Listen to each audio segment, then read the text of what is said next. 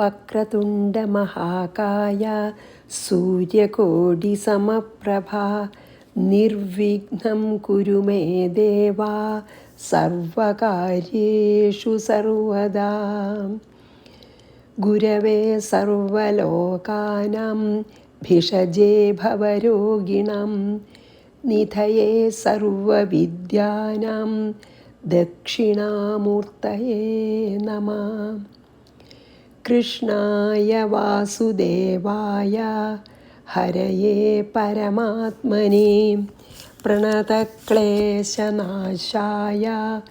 ഗോവിന്ദായ നമോ നമഃ.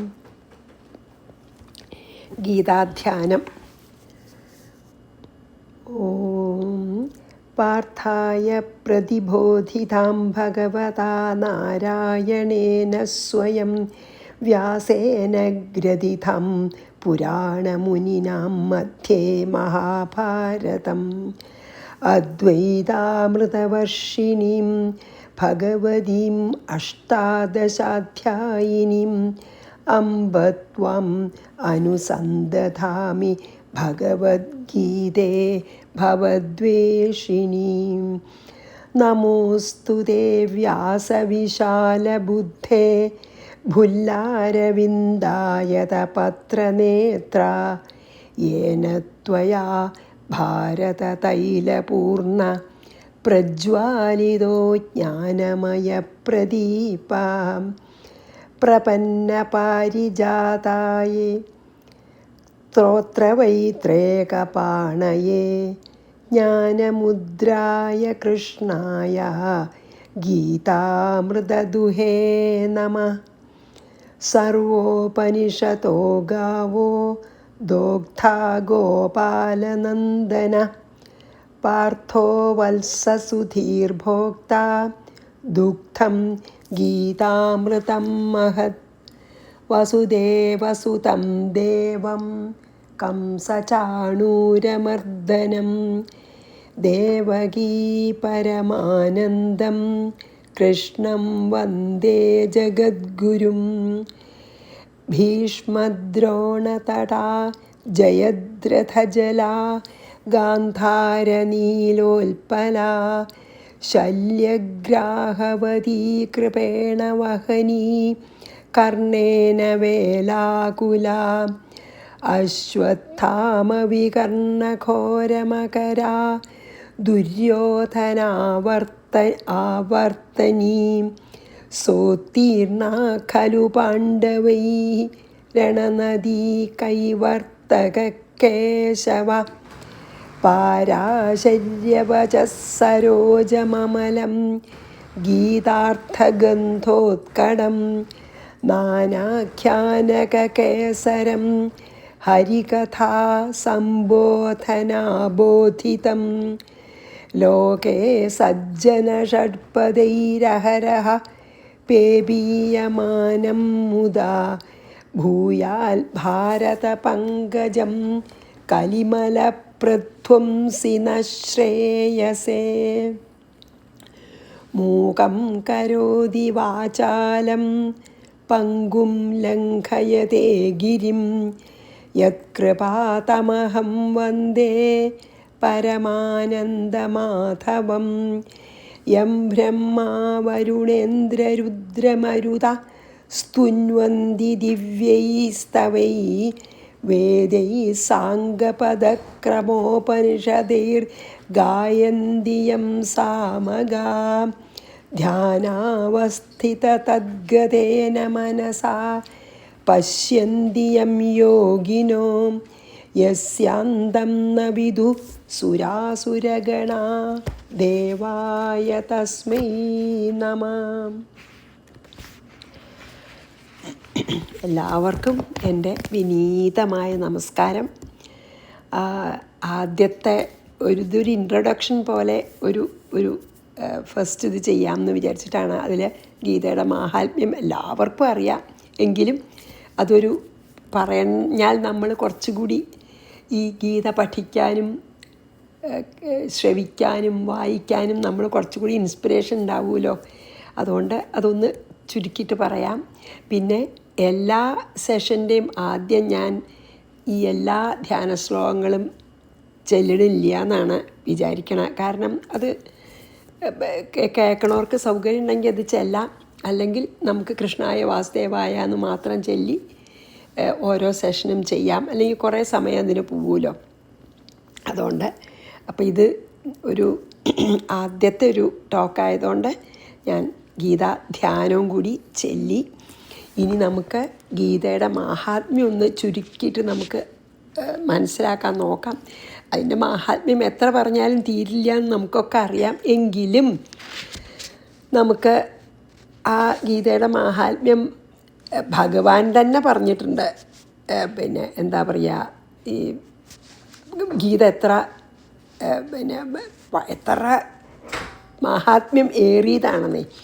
അപ്പോൾ അതിലത്തെ ചില ഒരു എന്താണ് പ്രധാനമായിട്ടുള്ളത് ഒരു കാര്യങ്ങൾ നമുക്ക് പറയാം. കാരണം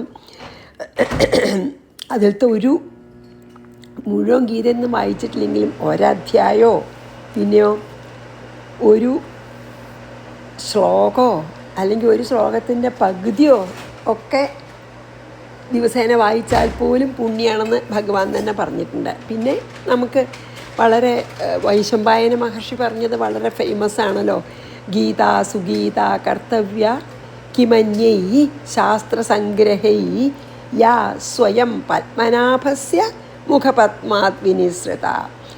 ഈ ഗീത എന്നുള്ള ഗീതം എന്ന് പറയട്ടെ, അതും പഠിക്കുക വെച്ചാൽ ബാക്കി കിമന്യൈ ശാസ്ത്രസംഗ്രഹൈ, വേറൊരു ശാസ്ത്രങ്ങളെ എന്തിനാ പഠിക്കണേ? കാരണം പത്മനാഭൻ്റെ ഭഗവാന്റെ മുഖപത്മത്തിൽ നിന്നും ഒഴുകുന്ന ഒരു ഗീതാണത്. അപ്പം പിന്നെ ഇനി അതിലും ഇതൊന്നും പറയാനില്ലല്ലോ. അതാണ് വൈശമ്പായന മഹർഷി തന്നെ പറയേണ്ടത് അല്ലേ. പിന്നെ പറയേണ്ടത് വൈശമ്പായന മഹർഷി ഈ മഹാത്മ്യത്തിൽ സർവശാസ്ത്രമയീ ഗീത സർവദേവമയോ ഹരി സർവതീർത്ഥമയീ ഗംഗ സർവവേദമയോ മനു. അതായത് സർവശാസ്ത്രത്തിൻ്റെയും കാതലാണ് ഗീത. ആര് പറഞ്ഞതാണ്?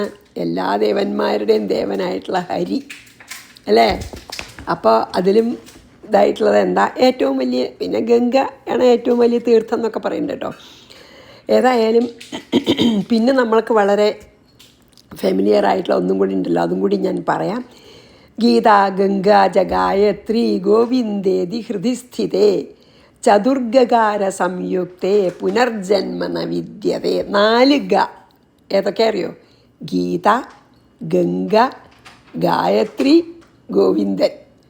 ഈ 4 ഗീത നമുക്കുണ്ടെങ്കിൽ നമ്മൾ ഗീത വായിക്കുക, ഗംഗയിൽ കുളിക്കുക, ഗായത്രി ചെല്ലുക, ഗോവിന്ദനെ പ്രാർത്ഥിക്കുക. ഇത് 4 ഉണ്ടെങ്കിൽ പിന്നെ നമുക്ക് പുനർജന്മന വിദ്യതേ, പുനർജന്മം ഉണ്ടാവില്ല. അതായത് നമുക്ക് ഒരിക്കലും തിരിച്ചു വരേണ്ടി വരാത്ത മോക്ഷം തന്നെ ലഭിക്കുന്ന അല്ലേ. അതാണ് നമ്മൾ കേട്ടതല്ലേ, ഗീതാ ഗംഗാ ജഗായത്രി ഗോവിന്ദേതി ഹൃദിസ്ഥിതേ ചതുർഗകാര സംയുക്തേ പുനർജന്മന വിദ്യതേ. അപ്പോൾ അത്രയ്ക്ക് വിശേഷമാണ് ഗീത. പിന്നെ ഇതിലിപ്പോൾ 700 ശ്ലോകമാണെന്നാണല്ലോ പറയല്ല ശരിക്കും 700 ശ്ലോകമാണുള്ളത്. അതിൽ 620 അത് ഇപ്പോൾ ഈ ഭഗവാൻ ഉവാച എന്നൊക്കെ അതിൽ കൂട്ടിട്ടോ. ഭഗവാൻ ഉവാച ഒരു ഇതായിട്ട് കൂട്ടും. അങ്ങനെ കൂട്ടുന്ന സമയത്ത് ഭഗവാൻ്റെ പറയലായിട്ട് 620 ശ്ലോകമാണ്. പിന്നെ അർജുന ഉവാച എന്നും കൂടി കൂട്ടി അർജുനൻ പറയണത് 57. പിന്നെ സഞ്ജയൻ പറയണത് സഞ്ജയ ഉവാച അടക്കം 67. പിന്നെ ഒരൊറ്റ ശ്ലോകമാണ് ധൃതരാഷ്ട്രം പറയുള്ളൂ. അപ്പോൾ ശരിക്കും പറയാച്ചാൽ 620, 57, 67 പിന്നെ 1. അപ്പോൾ ശരിക്കും 745 വരും ഈ ഉവാചകൾ കൂട്ടിയാൽ കേട്ടോ. അത് 45 എണ്ണം ഉവാചകളാണ്. അപ്പോൾ ശരിക്കും ശ്ലോകമായിട്ടുള്ളത് 700 കേട്ടോ. അത് നമ്മൾ ഇതാവുമ്പോൾ കാണും അല്ലേ. അപ്പോൾ ഗീത എല്ലാ സർവശാസ്ത്രങ്ങളുടെയും സാരാണെന്ന് പറഞ്ഞുവല്ലോ. അപ്പോൾ പിന്നെ ഇനി നമുക്ക് ഗീത മാത്രം പഠിച്ചാൽ മതി അല്ലേ? അതാണ് പിന്നെ ഒരു ഏറ്റവും വലിയ മഹത്വം. ഗീത ശരിക്കങ്ങട് മനസ്സിലാക്കിയാൽ, അല്ലെങ്കിൽ ഭക്തിയോടുകൂടി നമ്മൾ ആ ഭഗവാന്റെ വായിൽ നിന്ന് ഉതിർന്ന ആ ഗീത നമ്മൾ കേൾക്കുകയെ മനസ്സിലാക്കാൻ ശ്രമിക്കുകയെ ചെയ്താൽ നമ്മുടെ മനസ്സ് ശുദ്ധാവും. ഇനിയിപ്പോൾ നമുക്ക് ആ തത്വം, ഇതിലത്തെ തത്വങ്ങളൊക്കെ മനസ്സിന് അതീതമാണ്. അപ്പോൾ മനസ്സിലാക്കാൻ നമുക്ക് പറ്റുമെന്ന് സംശയമാണ്. മനസ്സുള്ളിടത്തോളം അത് ശരിക്കും മനസ്സിന് അപ്പുറത്താണ്. അപ്പം അത് നമുക്ക് ആദ്യം ചെയ്യാവുന്നത് എന്താണ്? ഇത് വായിക്കുകയും കേൾക്കുകയും അതിനെപ്പറ്റി മനനം ചെയ്ത് ഭഗവാൻ പറയണത് പോലെ നമ്മൾ നിത്യജീവിതം അഭ്യസിച്ച് നമ്മുടെ മനസ്സ് ശുദ്ധാവുമ്പോൾ, ഭഗവത് കൃപയ്ക്ക് സമയമാവുമ്പോൾ ജ്ഞാനം തെളിയും. അതാണ്. അപ്പോൾ അത്ര മഹാത്മ്യമുള്ളതാണ്. വേറെ ഒരു പുസ്തകവും ശരിക്കും ആവശ്യമില്ല, അരുതെന്നല്ല പറയണത്. പക്ഷേ എല്ലാ ശാസ്ത്രങ്ങളുടെയും സാരസമ്പത്താണ്. അതാണിപ്പോൾ മഹാത്മ്യം. ഞാനത് വളരെ ചുരുക്കി പറഞ്ഞേ ഉള്ളൂ. പിന്നെ അതും കൂടി പറഞ്ഞിട്ട് നമുക്ക് ഇത് നിർത്താം. എന്താ പറയുക, ഈ ഇൻട്രൊഡക്ഷൻ ഉള്ള ഈ ടോക്ക് നിർത്താം. ഞാനൊരു കാര്യം കൂടി ഇതിൽ പറയണമെന്ന് ആഗ്രഹിക്കണം. എന്താ വെച്ചാൽ, ഈ ശങ്കരഭാഷ്യം ആണല്ലോ ഏറ്റവും, ആദിശങ്കരാചാര്യരുടെ ഗീതയ്ക്ക് ഭാഷ്യം രചിച്ചു. അപ്പം പിന്നെ പലരും എന്ന് പറഞ്ഞാൽ ഓൾമോസ്റ്റ് എല്ലാവരും ഈ ശങ്കരഭാഷ്യത്തിനെ ബേസ് ചെയ്തിട്ട് ആണ് എല്ലാവരും പിന്നെ ഇൻറ്റർപ്രിട്ടേഷനൊക്കെ ചെയ്തത്, വ്യാഖ്യാനം. അല്ലെങ്കിൽ വേറെ ചിലർ ശങ്കരഭാഷ്യത്തിനെ ബേസ് ചെയ്തിട്ട് ചെയ്ത വ്യാഖ്യാനങ്ങളെ ബേസ് ചെയ്തിട്ട് അതിനെ ആധാരമാക്കിയിട്ട് ശങ്കരഭാഷ്യം വായിച്ച് മനസ്സിലാക്കാൻ പറ്റാത്തവർക്കും, അല്ലെങ്കിൽ അത് കുറച്ചും കൂടി കട്ടിയാണെന്ന് തോന്നണവർക്കും വേണ്ടിയിട്ട് ശങ്കരഭാഷ്യത്തിനെ ആസ്പദമാക്കിയിട്ട് ചെയ്ത വ്യാഖ്യാനങ്ങളെ ആസ്പദമാക്കിയിട്ട് കുറച്ചുകൂടി ലൈറ്ററായിട്ട്, അല്ലെങ്കിൽ കുറച്ചുകൂടി സിമ്പിളായിട്ട്, അങ്ങനെ നിറച്ച ഗീതയുടെ അത്ര വ്യാഖ്യാനം വേറെ ഏതെങ്കിലും ഒരു പുസ്തകത്തിനുണ്ടോ എന്ന് എനിക്കറിയില്ല. ഏതായാലും ഈ ശങ്കരഭാഷ്യത്തിൻ്റെ ആ പ്രിഫേസിൽ ആദ്യത്തെ ശ്ലോകം എന്താ പറഞ്ഞറിയോ? നാരായണ പരോവ്യക്താദണ്ഡമവ്യക്ത സംഭവം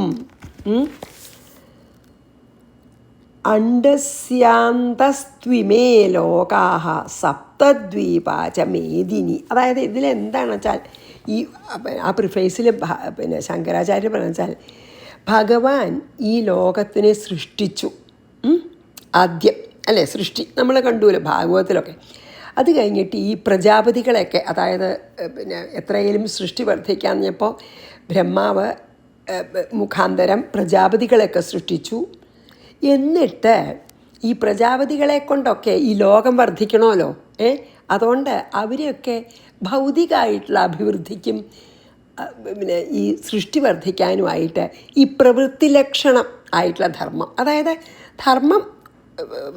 ധർമ്മം തന്നെ രണ്ട് തരമുണ്ട്. ഒന്ന് നിവൃത്തി ലക്ഷണം എന്ന് പറയും, അതായത് ജ്ഞാനവൈരാഗ്യം ലഭിക്കാനായിട്ടുള്ള ധർമ്മം അനുഷ്ഠിക്കലാണ് നിവൃത്തി, അതായത് പിന്നെ മോക്ഷത്തിലേക്ക്. പക്ഷേ ഭൗതികമായിട്ടുള്ള പുരോഗതിക്കും അതിനുള്ളതാണ് പ്രവൃത്തി ലക്ഷണം. അപ്പോൾ ഈ പ്രജാപതിമാർക്കൊക്കെ വേദത്തിൽ പറഞ്ഞിട്ടുള്ളത്, അതായത് ശരിക്കും പ്രമാണം അനുസരിച്ച് വേദത്തിലൊക്കെ പറഞ്ഞ ശാസ്ത്രാധിഷ്ഠിതമായിട്ടുള്ള ധർമ്മം, അല്ലാതെ ഒരു അധർമ്മവും ഇല്ല, അങ്ങനെയല്ല കേട്ടോ. ശാസ്ത്രത്തെ അധിഷ്ഠിതമായിട്ടുള്ള ധർമ്മം പിന്നെ ഈ ഭൗതികമായിട്ടുള്ള ഉയർച്ചയ്ക്ക് എന്താ വേണ്ടതെന്നൊക്കെ പ്രജാപതികളെ പഠിപ്പിച്ചു, ലോകം മുമ്പിലേക്ക് പോകാൻ വേണ്ടിയിട്ട്. അതാണ് പ്രവൃത്തി ലക്ഷണം എന്ന് പറയുക കേട്ടോ. പിന്നെ സനകാദികളെ സൃഷ്ടിച്ചുവല്ലോ, ആ 4 സനകാദികൾക്ക് നിവൃത്തി ലക്ഷണവും പറഞ്ഞു കൊടുത്തു, അതായത് അവർ ജ്ഞാനമാർഗ്ഗമാണ്. അപ്പം പിന്നെ എന്താ വെച്ചാൽ, ഇങ്ങനെ ഈ വേദത്തിലത്തെ ധർമ്മം 2 തരമാണ്. ഒന്ന് നമുക്ക് ഭൗതികമായിട്ടുള്ള, അത് തെറ്റൊന്നുമില്ല, ഭൗതികമായിട്ടുള്ള പുരോഗതിക്ക് അത് പ്രവൃത്തി ലക്ഷണ ധർമ്മം. ജ്ഞാനവും വൈരാഗ്യവും മോക്ഷവും അത് നിവൃത്തി ലക്ഷണധർമ്മം. അത് 2 ധർമ്മമാണ് അതിലുള്ളത്. അപ്പോൾ ആ ധർമ്മത്തിന് അപ്പം എങ്ങനെയാ വെച്ചാൽ, എന്നിട്ട് ഇപ്പം എന്താ ഈ ഗീതയിൽ എന്താ ഇതിലത്തെ ഒരു ഗുണം വെച്ചാൽ, ഗീത എല്ലാ വേദത്തിൻ്റെ അർത്ഥങ്ങളുടെയും എസൻസാണെന്ന് പറഞ്ഞുവല്ലോ.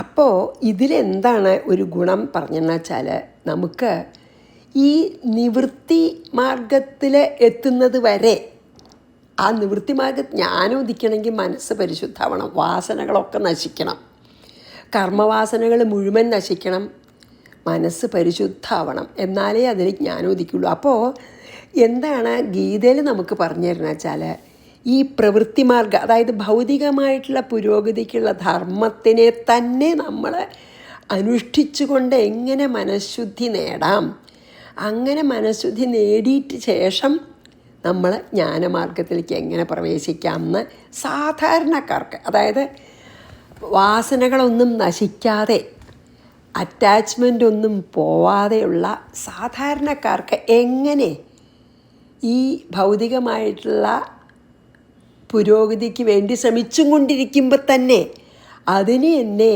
ഈശ്വരാർപ്പണമായി ചെയ്താൽ എങ്ങനെ നമ്മുടെ മനസ്സിനെ ശുദ്ധീകരിച്ച് നമുക്ക് ആ സ്ഥിതപ്രജ്ഞത്വം, എല്ലാറ്റിനോടും ഒരുപോലെ നമ്മൾ റിയാക്ട് ചെയ്യാന്നുണ്ടല്ലോ, പ്രതികരിക്കാമെന്ന്, അങ്ങനെയുള്ള ഒരു സമത്വയോഗത്തിലേക്ക് എങ്ങനെ എത്താമെന്നും അവിടെ നിന്ന് പിന്നെ നമുക്ക് ജ്ഞാനം യോഗം എന്താ വെച്ചാൽ അത് സാധനകളോ എന്താ വെച്ചാൽ ചെയ്ത് ഭഗവത് കൃപയ്ക്ക് സമയമാകുമ്പോൾ നമുക്ക് എങ്ങനെ മോക്ഷം അല്ലെങ്കിൽ ആ ആത്മസാക്ഷാത്കാരം, നമുക്ക് ആ പിന്നെ സെൽഫ് റിയലൈസേഷൻ എങ്ങനെ കിട്ടുന്നതാണ്. അപ്പോൾ ഈ ഭഗവത്ഗീത എങ്ങനെയാ വെച്ചാൽ സാധാരണക്കാർക്കുള്ളതാണ്, നമ്മളെപ്പോലെയുള്ള സാധാരണക്കാർക്കുള്ളതാണ്. അതുകൊണ്ടാണ് അർജുനൻ ഒരു രാജാവായിരുന്നു, അദ്ദേഹത്തിന് യുദ്ധം ചെയ്യാനും മറ്റേ പാണ്ഡവന്മാർക്ക് എല്ലാം നഷ്ടപ്പെട്ട് അത് പറ്റില്ല എന്ന് പറഞ്ഞ് അങ്ങനെ ഭൗതികമായിട്ടുള്ള ഉന്നതിക്ക് വേണ്ടി ആഗ്രഹിക്കുന്ന ആളും ഒരു ക്ഷത്രിയൻ്റെ വാസനകളൊന്നും നശിക്കാത്ത ഒരാളുമാണല്ലോ അർജുനൻ, നമ്മളെപ്പോലെ ഒരാളെന്ന് പറയാം. പക്ഷേ ഭഗവാന്റെ സാന്നിധ്യവും ഭഗവാന്റെ അനുഗ്രഹമൊക്കെ ഭയങ്കരമായിട്ടുള്ള ആളാണല്ലോ, നമ്മളെപ്പോലെ എന്ന് പറയാൻ വയ്യെങ്കിലും ആ ഒരു കാര്യത്തിൽ വാസനകൾ നശിക്കാത്ത ഭൗതികമായിട്ടുള്ള പുരോഗതി വേണമെന്ന് ആഗ്രഹിക്കുന്ന ഒരാളാണ്. അപ്പോൾ അർജുനനുള്ള ഉപദേശം നമ്മളും നമ്മുടെ നിത്യജീവിതത്തിൽ കൈക്കൊണ്ടാൽ അല്ലെങ്കിൽ അഭ്യസിച്ചാൽ, അഭ്യാസേനത് കൗന്ദേയ എന്ന് പറയുന്നുണ്ട് ഭഗവാൻ. അപ്പോൾ ആ അർജുനനോട് ഉപദേശമൊക്കെ നമ്മളും അഭ്യസിക്കാൻ ശ്രമിച്ചാൽ ഭൗതികമായിട്ടുള്ള പുരോഗതിക്ക് വേണ്ടി ശ്രമിക്കുന്ന ആ ശ്രമം തന്നെ ഭഗവതർപ്പണമായിട്ട് ചെയ്താൽ കർത്തൃത്വവും ഭോക്തൃത്വവും ഇല്ലാതെ, അതായത് ഡൂവർഷിപ്പും എൻജോയർഷിപ്പും ഭാവം, ആ ഭാവങ്ങളെ കർത്തൃത്വ ഭോക്തൃത്വ ഭാവം ഇല്ലാതെ ഈശ്വരാർപ്പണമായിട്ട്, കർത്തൃത്വ ഭോക്തൃത്വ ഭാവം ഇല്ല എന്ന് പറഞ്ഞു വെച്ചാൽ എളുപ്പത്തിൽ മനസ്സിലാക്കാൻ ഉണ്ടായിട്ടുണ്ടോ, ഞാൻ ഭഗവാന്റെ കയ്യിലെ ഒരു ഉപകരണം മാത്രമാണ്, ഭഗവാൻ ചെയ്യിക്കണു, ഞാൻ ചെയ്യണു, അതാണ് കർത്തൃത്വം ഭോക്തൃത്വം ഇല്ലായ. എന്നിട്ട് ഫലത്തിനെ പറ്റി നമ്മൾ വിചാരിക്കാതെ, അതായത് എന്താണ് ഞാൻ ഇത് ചെയ്താൽ എന്ത് കിട്ടും ഒന്നും ആലോചിക്കാതെ, ഞാൻ ഭഗവാന്റെ കയ്യിലത്തെ ഒരു ഉപകരണമാണ്, ഭഗവാൻ എന്നെക്കൊണ്ട് ചെയ്യിക്കുന്നു, ഞാൻ ചെയ്യുന്നു എന്ന് മാത്രം, അതാണ് ഡൂവർഷിപ്പും കർത്തൃത്വം. ഡൂവർഷിപ്പ് ഭോക്തൃത്വം എൻജോയർഷിപ്പ് ഇല്ലാതെ ചെയ്യാന്ന് പറഞ്ഞാൽ അത്രേ വേണ്ടൂ. ഇതൊന്നും ഞാൻ ചെയ്യണതല്ല, എന്നെ ഭഗവാൻ ചെയ്യിക്കണതാണെന്ന് വിചാരിക്കുക, ചുരുക്കത്തിൽ സിമ്പിളായി പറയുമ്പോൾ. പിന്നെയോ ഇതുകൊണ്ട് എനിക്ക് എന്ത് ഫലം ഉണ്ടാവണം എന്നുള്ളത് എൻ്റെ കയ്യിലല്ല, അത് ഭഗവാൻ തന്നെ പറയുന്നുണ്ട് അല്ലേ, കർമ്മണ്യവാധികാരസ്ഥ വരുന്നുണ്ട്, അതൊന്നും എൻ്റെ കയ്യിലല്ല, ഞാൻ ചെയ്യണു, ഭഗവാൻ ചെയ്യിക്കണു, ഞാൻ ചെയ്യണു, അത്ര എനിക്കറിയുള്ളൂ എന്നും ഫലം എന്താണെന്ന് എനിക്ക് യാതൊരു നിയന്ത്രണത്തിലും എൻ്റെ നിയന്ത്രണത്തിലല്ല എന്ന് നല്ലോണം മനസ്സിലാക്കി എല്ലാം ഭഗവത് അർപ്പണമായിട്ട് ചെയ്താൽ ഈ പ്രവൃത്തി മാർഗത്തിൽ ചെയ്യുന്നത്, അതായത് ഭൗതികമായ പുരോഗതിക്ക് ചെയ്യുന്നതെല്ലാം ഈ ആറ്റിറ്റ്യൂഡോടു കൂടി ചെയ്യുകയാണെങ്കിൽ ഒക്കെ നമ്മുടെ മനഃശുദ്ധിക്ക് കാരണമാകും. അങ്ങനെ ശുദ്ധമായ മനസ്സിൽ ജ്ഞാനം ഉദിക്കും. അപ്പം എന്തായി, ശരിക്കും ഇത് മാത്രമേ നമുക്ക് ചെയ്യാൻ പറയുള്ളൂ ഭഗവാൻ. അപ്പം മനസ്സ് ശുദ്ധീകരിക്കപ്പെട്ടാൽ നമുക്ക് ജ്ഞാനത്തിലുള്ള വഴി നമ്മൾ തന്നെ, ഭഗവാൻ തന്നെ നമ്മളെ അങ്ങോട്ട് കൊണ്ടുപോകും. അങ്ങനെ ജ്ഞാനവും വൈരാഗ്യവും തന്നെ വരും. ഇങ്ങനെ നമ്മൾ ഇത് അഭ്യസിച്ചാൽ എന്നാണ് ഭഗവാൻ്റെത്. എന്നിട്ട് നമുക്ക് മോക്ഷം ലഭിക്കും, അല്ലെങ്കിൽ ആത്മസാക്ഷാത്കാരം ലഭിക്കും. അതുകൊണ്ടാണ് ഇത് നമ്മളെപ്പോലുള്ള സാധാരണക്കാർക്കും വളരെ പ്രാക്ടിക്കലായിട്ട് ചെയ്യാൻ ഭഗവാൻ നമ്മളെ പ്രോത്സാഹിപ്പിക്കുകയാണ്. അത് വളരെ എളുപ്പമാണെന്ന് തോന്നുമെങ്കിലും വളരെ വിഷമമാണ്. പക്ഷേ നമുക്ക് പ്രാക്ടീസ് ചെയ്യാൻ പറ്റുന്ന ഒരു ഇതാണ്. കാരണം അതിങ്ങനെ ഇടയ്ക്കിടയ്ക്ക് നമ്മൾ സ്വയം ഓർമ്മിപ്പിക്കാനാണ് ഭഗവാൻ പറയണത്. എന്നിട്ട് എങ്ങനെ ചെയ്യാൻ, അങ്ങനെ നമ്മൾ പ്രാക്ടീസ് ചെയ്താൽ നമുക്ക് എല്ലാം കർത്തൃത്വവും ഭോക്തൃത്വവും ഇല്ലാതെ ചെയ്യാം. അതായത് ഞാനാണ് ചെയ്യണത്, ഇതിൻ്റെ ഫലം ഞാനാണ് അനുഭവിക്കണമെന്ന് നമ്മൾ വിചാരിക്കുന്നുണ്ടെങ്കിൽ നമുക്ക് കർമ്മബന്ധനം ഉള്ളൂ, ഇല്ലെങ്കിൽ നമുക്ക് കർമ്മബന്ധനം ഇല്ല. അപ്പം നമുക്ക് പുനർജന്മം വേണ്ട. കർമ്മബന്ധനം ഈ പ്രാരബ്ധ കർമ്മത്തിൻ്റെ ഫലം അനുഭവിക്കാനാണല്ലോ നമ്മൾ ജന്മം എടുക്കണത്. അപ്പോൾ നമുക്ക് ആ കർമ്മബന്ധനം ഇല്ലാച്ചാൽ പിന്നെ വേണ്ടല്ലോ. എങ്ങനെയാണ് കർമ്മബന്ധനം ഇല്ലാണ്ടാക്കുക? ഞാൻ ഭഗവാന്റെ കയ്യിലെ വെറും ഒരു ഉപകരണമാണ് എന്ന് വിചാരിച്ച് കർമ്മഫലത്തിനെപ്പറ്റി വേവലാതിപ്പെടാതെ എല്ലാം ഈശ്വരാർപ്പണമായിട്ട് ചെയ്യണം എന്നാണ് ഭഗവാൻ ഇതിൽ പറയണത്. അങ്ങനെ നമ്മളെ ഭഗവാൻ ഈ 700 ശ്ലോകം കഴിയുമ്പോഴേക്കും ഭഗവാൻ നമ്മളെ ജ്ഞാനത്തിലേക്ക് കൂട്ടിക്കൊണ്ടുപോകണം. അപ്പോൾ വളരെ നമുക്ക് നിത്യജീവിതത്തിൽ പകർത്താൻ വളരെയധികം എളുപ്പമായിട്ട് നമുക്ക് പറഞ്ഞു തരുന്നുണ്ട് ഭഗവാൻ ഇതിൽ. അപ്പോൾ അതാണ് ഇതിലത്തെ ഒരു പ്രധാനമായിട്ട് പറയാൻ ഉദ്ദേശിച്ചത്. അതായത് പ്രവൃത്തി ലക്ഷണമായിട്ടുള്ള ധർമ്മം നമ്മൾ ഭൗതികമായിട്ടുള്ള പുരോഗതിക്ക് വേണ്ടി ചെയ്യുകയാണെങ്കിൽ പോലും അതിനെ നമ്മൾ എന്ത് ചെയ്യണം? ഫലാപേക്ഷ കൂടാതെ ഈശ്വരാർപ്പണ ബുദ്ധിയോടുകൂടി ഞാൻ ഭഗവാന്റെ കയ്യിലൊരു വെറും ഉപകരണമാണെന്ന് വിചാരിച്ച് ചെയ്താൽ അത് മനഃശുദ്ധിക്ക് കാരണമായി ഭവിക്കും എന്നാണ്. അങ്ങനെ മനഃശുദ്ധി വന്ന ആൾക്ക് ജ്ഞാനം ലഭിക്കാനുള്ള യോഗ്യതയും ഉണ്ടാവുന്നുണ്ട്. അപ്പോൾ നമ്മൾ വി വിൽ ബിക്കം എലിജിബിൾ ആവണമെന്ന് വെച്ചാൽ മനഃശുദ്ധി വേണം. അതിനിതാണ് വഴി. എല്ലാം ഈശ്വരാർപ്പണമായിട്ടില്ല.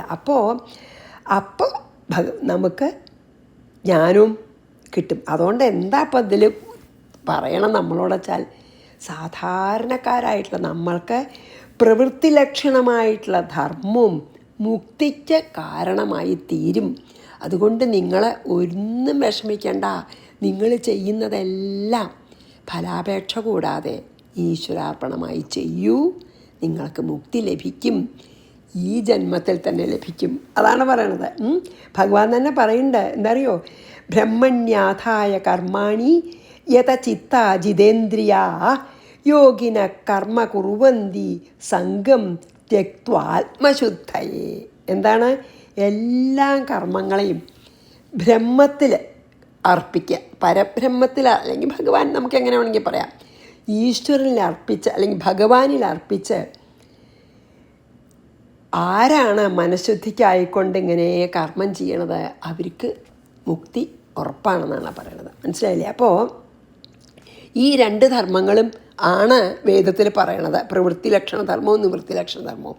അപ്പോൾ നമ്മൾ വിചാരിക്കും ഭൗതികമായിട്ടുള്ള പുരോഗതിക്ക് ചെയ്യുമ്പോൾ എനിക്ക് ഒരിക്കലും മുക്തി കിട്ടില്ല എന്ന്. അങ്ങനെയല്ല. നമ്മുടെ മനസ്സിൻ്റെ ആറ്റിറ്റ്യൂഡ് മാറ്റേ വേണ്ടൂ. അത് ഞാൻ ഒരു ഉദാഹരണം പറഞ്ഞിട്ട് ഞാൻ നിർത്തുകയാണ്. അത് ഈ ഇൻട്രൊഡക്ഷൻ അതിൻ്റെ ആ ഒരു ഇത് പറഞ്ഞാൽ നമുക്ക്, അതായത് എപ്പോഴും നമ്മൾ ചെയ്യുന്നത് എന്തായാലും അതിൻ്റെ പിന്നിലുള്ള നമ്മുടെ മനോഭാവം മാറ്റേ വേണ്ടൂ. നോക്കൂ, ആലോചിച്ച് നോക്കൂ. ഒരു സോൾജിയർ, ഒരു പട്ടാളക്കാരൻ എത്ര കൊല്ലണ സമയത്ത് എന്താ അയാളുടെ വിചാരം? ഞാൻ കൊല്ലണമെന്നല്ല, ഞാൻ എൻ്റെ രാജ്യത്തിന് വേണ്ടി ചെയ്യണമെന്നാണ്. അതുകൊണ്ട് തന്നെ നമ്മൾ കൂടുതൽ കൂടുതൽ ആൾക്കാരെ കൊന്ന ആൾക്ക് വീരചക്രമൊക്കെ കൊടുക്കണം, ഇല്ലേ? ഒരു കുറ്റബോധം ഇല്ല. 4 ആളെ കൊന്നു ഇന്ന് ശത്രുക്കളെ. അയാൾക്ക് കുറ്റബോധം ഇല്ല. എന്തുകൊണ്ടാണ് ഇല്ലാത്തതുണ്ടോ? അത് കർത്തൃത്വബോധമില്ല. ഐ ആം ദ ഡൂവർ ഇല്ല. ഞാൻ എൻ്റെ രാജ്യത്തിന് വേണ്ടി ചെയ്യാന്നാണ്. ആ മനോഭാവം നല്ല ഭാവമാണ്. എന്താ അറിയോ? രാജ്യത്തിന് വേണ്ടി സമർപ്പണമാണ്. It is a service to the country. അതുകൊണ്ടാണ് നമ്മളും കൂടുതൽ ആൾക്കാരെ കൊന്നു അല്ലെങ്കിൽ ശത്രുക്കളെ ഇത് നശിപ്പിച്ച ആൾക്ക് വീരചക്രമൊക്കെ നമ്മൾ കൊടുക്കുന്നുണ്ടല്ലോ. അതതുകൊണ്ടാണ്. അല്ലെങ്കിൽ അവർക്ക് എത്ര വിഷമം ഉണ്ടാവും ഈ അനവധി ആൾക്കാരൊക്കെ കൊല്ലേണ്ടി വന്നു വെച്ചാൽ. പക്ഷെ അവർക്ക് അങ്ങനെ തോന്നുന്നില്ല. Because I am doing for the country, for the good of the country. അതാണ്. അപ്പോൾ എന്ത് കർമ്മവും നമുക്ക് ശരിക്കും യജ്ഞമാക്കി മാറ്റാം. എങ്ങനെ? അതിൻ്റെ പിന്നിലുള്ള മനോഭാവം മാറ്റിയാൽ മതി, അല്ലേ? ഇപ്പോൾ ഒരു ഡോക്ടർ ഒരു ആളെ രക്ഷിക്കാൻ കത്തി കൊണ്ട് ഉപയോഗിച്ച് സർജറി ചെയ്ത് അയാളെ രക്ഷിക്കണു. പക്ഷേ ഒരു ദുഷ്ടനായിട്ടുള്ള ആൾ അതേ കത്തി എടുത്തിട്ട് അതേ സ്ഥാനത്ത് കുത്തിയ ഒരാളെ കൊല്ലണു, അല്ലേ? അപ്പോൾ കൊല്ലാനുള്ള ആഗ്രഹത്തോടു കൂടി കുത്തണതും രക്ഷിക്കാനുള്ള ആഗ്രഹത്തോടുകൂടി കുത്തണതും തമ്മിലുള്ള വ്യത്യാസം ആലോചിച്ച് നോക്കൂ. മനോഭാവം. രക്ഷിക്കാനുള്ള ആഗ്രഹത്തോടു കൂടി കുത്തിയ ഡോക്ടർ പേഷ്യൻ്റ് മരിച്ചാലും വലിയ പുണ്യമാണ് ചെയ്യണത്. It is for the good, അല്ലേ? അതേപോലെ സെയിം അതന്നെ മറ്റേ ആൾ ദുഷ്ടൻ കൊല്ലണം, എനിക്ക് എന്തോ കിട്ടണം എന്നുള്ള നിലയ്ക്ക് ചെയ്യുമ്പോൾ അത് പാപമായി. അതുകൊണ്ടാണ് ഭഗവാൻ പറഞ്ഞത് ചെയ്യുന്നതൊക്കെ ഈശ്വരാർപ്പണമായിട്ട് ചെയ്തോളൂ, അത് മാത്രമേ വേണ്ടൂ എന്ന് പറയുകയാണ്. എന്നിട്ട് മനസ്സ് ശുദ്ധമാകുമ്പോൾ തന്നെ ജ്ഞാനത്തിന് നമ്മൾ അർഹരായിത്തീരും, ജ്ഞാനം ഉദിക്കുകയും ചെയ്യുന്നു. അപ്പോൾ അത് പറഞ്ഞ് ഞാൻ ഈ ഇൻട്രൊഡക്ഷൻ നിർത്താം. എന്നിട്ട് നമുക്ക് അടുത്ത സെഷനിൽ നമുക്ക് 1-ാം അധ്യായം തുടങ്ങാം. അത് എല്ലാവർക്കും അറിയണ പോലെ ശ്രീകൃഷ്ണാർജുന സംവാദമാണ്, വിഷാദയോഗം. അതിലേക്ക് കടക്കാം. അപ്പോൾ തൽക്കാലം നമുക്ക് ഈ സെഷൻ നിർത്താം. ശ്രീകൃഷ്ണാർപ്പണമസ്തു. സർവത്ര ഗോവിന്ദനാമ സങ്കീർത്തനം. ഗോവിന്ദ ഗോവിന്ദ. ഗുരുവായൂരപ്പാ ശരണം. സമസ്താപരാധം ക്ഷമസ്വമേ.